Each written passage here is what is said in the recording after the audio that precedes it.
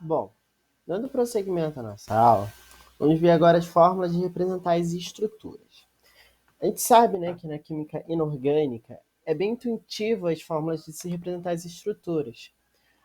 O NaCl, por exemplo, eu tenho um cátion de, de sódio ligado a um ânion interagindo, né, cloreto. Então, assim, há uma ligação iônica, do tipo iônica. Já nas fórmulas, nas moléculas orgânicas, a gente vai ter um probleminha em representar elas dessa forma. Por exemplo, a molécula de C4H10. A gente tem aqui carbono, 4 carbonos, né? Carbonos, eles têm a propriedade de fazer cadeias, então eu posso ligar muito bem um no outro. Então, 1, 2, 3, 4, 5, 6, 7, 8, 9, 10. Carbono precisa fazer 4 ligações. Então, a gente completa as estruturas com o hidrogênio. Então, cada carbono fazendo 4 ligações, eu vou ter 10 hidrogênios. Essa molécula é exatamente essa daqui, né? Escrita uma, eu estou representando cada ligação e a outra eu só coloquei ali os átomos e a quantidade que eu tenho de cada um deles. Só que o que acontece? Essa molécula aqui, ela é a estrutura do butano. Só que observa bem essa outra molécula que eu vou desenhar aqui. 1, 2, 3, 4. Cada carbono faz 4 ligações. Cada traço desse que não tem nada seria um hidrogênio. O que acontece aqui? Aqui eu vou ter um certo problema. Por quê? 4 carbonos, C4. 1, 2, 3, 4, 5, 6, 7, 8, 9, 10. 10 hidrogênios. Então eu acabo tendo isso daqui. Sendo a mesma coisa, a mesma fórmula molecular da outra. Só que são moléculas diferentes. Essa daqui é o butano. Butano. E esse daqui é o isopropano. São duas moléculas diferentes. Elas têm características diferentes. Então, eu tenho que ter uma representação diferente para cada uma delas.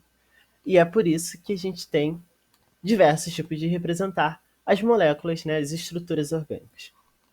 Então, a gente tem fórmula estrutural plana, que é exatamente essa daqui que a gente desenhou. A fórmula estrutural condensada, a fórmula molecular, a fórmula mínima e a fórmula estrutural em bastão. Interessante que essa fórmula estrutural em bastão, ela é muito utilizada. Já coloquei um asterisco do lado. Em segundo lugar ali, a estrutural condensada. Elas são muito utilizadas no dia a dia da química orgânica. Então a fórmula estrutural plana, faltou os carboninhos aqui. Fórmula estrutural plana, ela tem ali os hidrogênios, ela mostra todas as ligações, todos os hidrogênios, todos os carbonos escritos, de forma que quem for ler consiga enxergar a molécula toda, com tudo que tem direito. Hidrogênio, carbono e ligação. A fórmula molecular é da mesma forma que a gente viu aqui, né? A fórmula molecular seria isso daqui, que eu coloco apenas a quantidade de cada coisa que eu tenho na molécula. Então, de carbono eu tenho 4, né? 1, 2, 3, 4. E de hidrogênios eu tenho 10, H10, C4H10. Tá? Na fórmula condensada, eu vou pegar essa molécula aqui de cima e vou juntar, vou imprensar ela, né? Vou reduzir o tamanho dela. Então, eu tenho aqui esse primeiro carbono, eu vou representar na condensada carbono por carbono. Quantas ligações, o que está ligando, para onde é que esse carbono está ligando? Carbono por carbono. Então, primeiro eu vou representar tudo que tem no primeiro carbono. Então, no primeiro carbono, eu tenho 3 Hs. Então, eu escrevo CH3. No segundo carbono, eu tenho o quê? 2 Hs. CH2. Terceiro carbono, 2 Hs. CH2. E, por fim, CH3 do último carbono aqui. E, na fórmula estrutural em bastão, eu vou representar elas com zigue-zagues. Tá? Zigue-zague. Então, cada vértice ele vai ser um carbono, né? Para quem não lembra, vértice seria uma ponta, né? Cada ponta de um polígono, de um segmento de reta. Então, cada segmento, mais de um segmento de reta, né? Claro.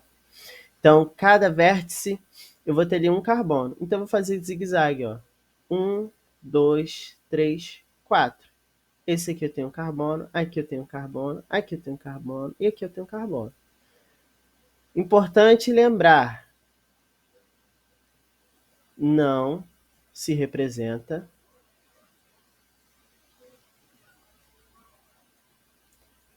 ligação do tipo carbono-hidrogênio da cadeia carbônica, né? É claro que tem as suas exceções, depende do contexto, mas a gente não representa, vai ser literalmente isso daqui, um zigue-zague. Depende do contexto por quê? Na química orgânica, a gente tem um negócio que a gente chama de função química. Estou explicando só mesmo para a gente conseguir entender por quê, né? Vocês vão ter uma aula só sobre função química, né?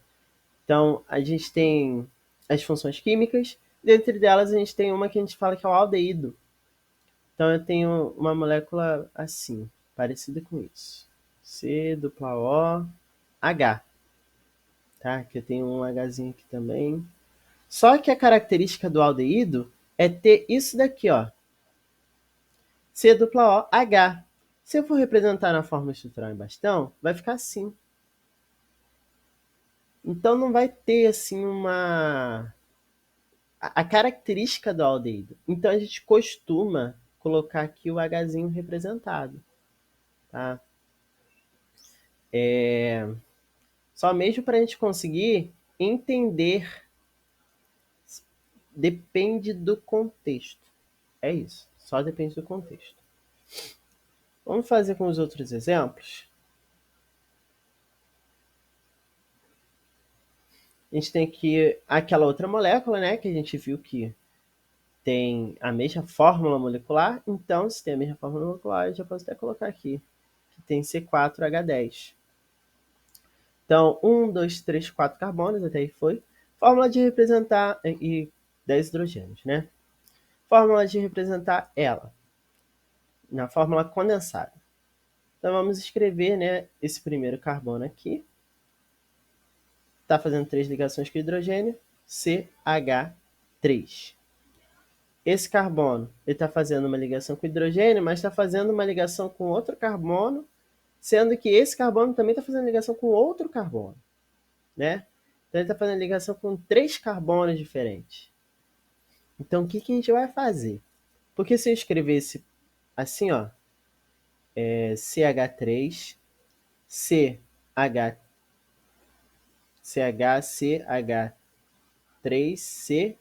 CH3. O que eu vou entender? Que esse carbono está fazendo ligação com esse, e esse está fazendo ligação com esse, e esse está fazendo ligação com esse. Que não é verdade. A gente sabe que um carbono, ele termina ali, ele vai ser meio que uma mão da cadeia, ele está saindo para fora da cadeia. Então, a gente vai ter que representar ele como se ele estivesse saindo para fora da cadeia, né? Então, o carbono está ali, fazendo ligação com um hidrogênio só, e a gente representa o próximo saindo para fora da cadeia. Como é que a gente faz isso? Com os parênteses. A gente coloca parêntese, CH3 e fecha parênteses. E a gente continua a nossa vida normal. E a gente vai para esse último carbono aqui da cadeia, CH3. Como é que a gente representa isso? Primeiro, esses 3 carbonos aqui, se a gente for pensar, vai fazer esse zigue-zague aqui. E agora, só para a gente mudar, eu vou mudar de cor só para a gente entender, né, ficar de forma lúdica, que daqui está saindo um outro carbono. Cada carbono é um vértice, então eu tenho que representar isso daqui também como vértice. É uma ponta, né? Próximo exemplo é essa molécula aqui, que é a molécula de etanol, que é o álcool, né, que tem para acender churrasqueira, para limpar as coisas, no álcool do carro, é tudo etanol. Então, como é que a gente vai representar essa molécula, né? Fórmula estrutural plana, já está até aqui. Carbono, faz essas ligações. Fórmula molecular, carbono, 2 carbonos, C2. Hidrogênios, tem 1, 2, 3, 4, 5, 6 hidrogênios. Oxigênio tem 1, coloco só O. Não preciso colocar 1 aqui embaixo, né? Então, essa aqui é a fórmula estrutural, fórmula molecular. Fórmula condensada, CH3CH2OH, tá? Então, primeiro carbono fazendo 3 ligações, CH3. Segundo carbono fazendo 2 ligações com hidrogênio, CH2. Terceiro carbono, aliás, o segundo carbono fazendo ligação com O e com H, OH. Tá? Não preciso colocar os tracinhos aqui, então vai tudo sem tracinho, OH vai também sem o tracinho. Na fórmula em bastão, o que eu vou fazer? São 2 carbonos, sendo que esse carbono daqui está ligado também com o oxigênio, tá? Eu posso representar assim oxigênio ligado no hidrogênio, né? A gente sabe que existe isso daqui, ele tem que estar representado aqui também, né? OH. Posso fazer? Posso, mas geralmente a gente não faz assim. A gente representa juntinho, tá? Ácido carboxílico, que é outra função, a gente representa juntinho, ó, OH.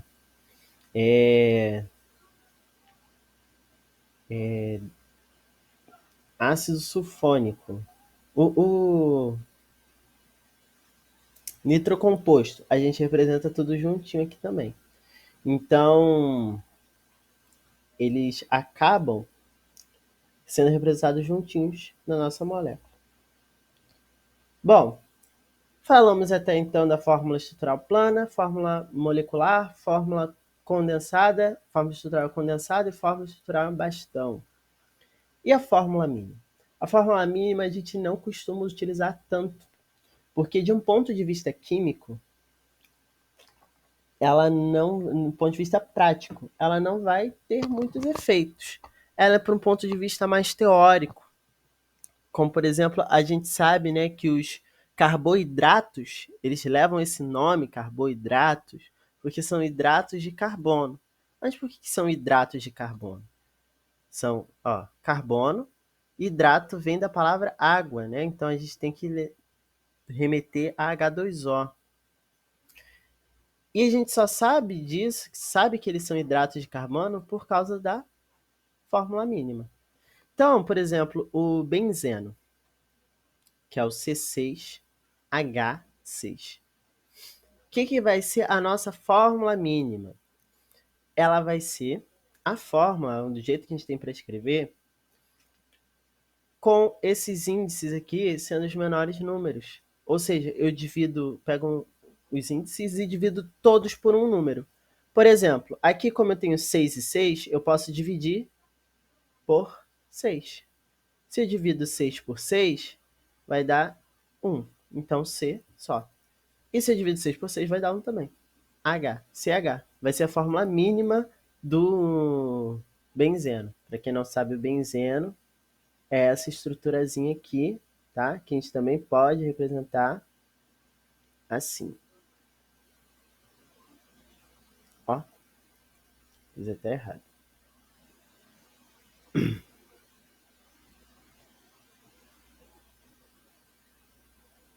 É essa estrutura aqui. Ele tem 6 carbonos e 6 hidrogênios. Então, eu tenho a fórmula mínima CH só. O nosso exemplo, né? O C4H10. C4, 4 é o múltiplo de 4, então eu poderia muito bem dividir o 4 por 4, né? 4 dividido por 4 ficaria 1 e eu teria C1 aqui. Só que o que acontece? O 10 não é divisível por 4. Então eu também não posso dividir por 4. Eu tenho que dividir por outro número. Porque se dividir um, eu tenho que dividir o outro. Aqui a gente viu que o 6 dividiu aqui e dividiu aqui também. Então o número que dividiu o C, eu tenho que dividir o H também. Então C eu posso dividir por 2. Porque tanto 4 quanto 10 é divisível por 2, né? Aí, se você for um número muito complexo, seria até legal se fizesse o MDC, para descobrir um valor divisor dos dois, né? Então, C4 e H10, C4 dividido por 2 vai dar C2H5. Seria a fórmula mínima do butano, do isopropano, né? Tem outros casos, inclusive, que vamos pegar o do carboidrato mesmo, o próprio carboidrato. Por que os carboidratos são chamados de hidratos de carbono? Bom, a glicose é um carboidrato, porque quando se faz a fórmula mínima, né, da glicose, a gente vai ter o quê? 6 é divisível por 6. 12 também é divisível por 6 e 6 também é divisível por 6, né? Então eu divido tudo por 6, eu vou ter o quê? CH2O, né? 6 dividido para 6 vai dar 1, não preciso colocar nada. 12 dividido para 6 vai dar 2. Então eu coloco o 2 ali. 6 dividido para 6 vai dar 1, não preciso colocar nada. Então o que vai acontecer? A quantidade de carbonos, né? Foi daí que saiu o nome carboidrato, porque a quantidade de carbonos que eu tiver vai ser a quantidade de água que eu tiver na molécula, né? Porque se eu pegar, por exemplo, 3 carbonos, 3 carbonos, pego o N, que no caso aqui vai ser 3, H2O, N, que no caso aqui é 3. Então, se a gente multiplica esse índice por cada um do índice que está aqui dentro, né? A gente vai ter C3H6O3. Então, eu vou ter água e carbono, hidrato de carbono. Então, a fórmula mínima, ela não é uma coisa tão recorrente, mas ela é interessante e para a gente saber, e caso apareça numa questão, a gente conseguir fazê-la. Que é uma coisa que realmente não é recorrente, não é uma coisa que se aprende. E pode ser que caia assim uma questão falando sobre essas fórmulas mínimas, que são basicamente os índices divididos por alguma coisa, né? Então, lembre sempre, fórmula mínima, eu pego o meu índice aqui de baixo e divido ele por um valor, todos os índices pelo mesmo valor, e vou ter ali a fórmula mínima do meu composto.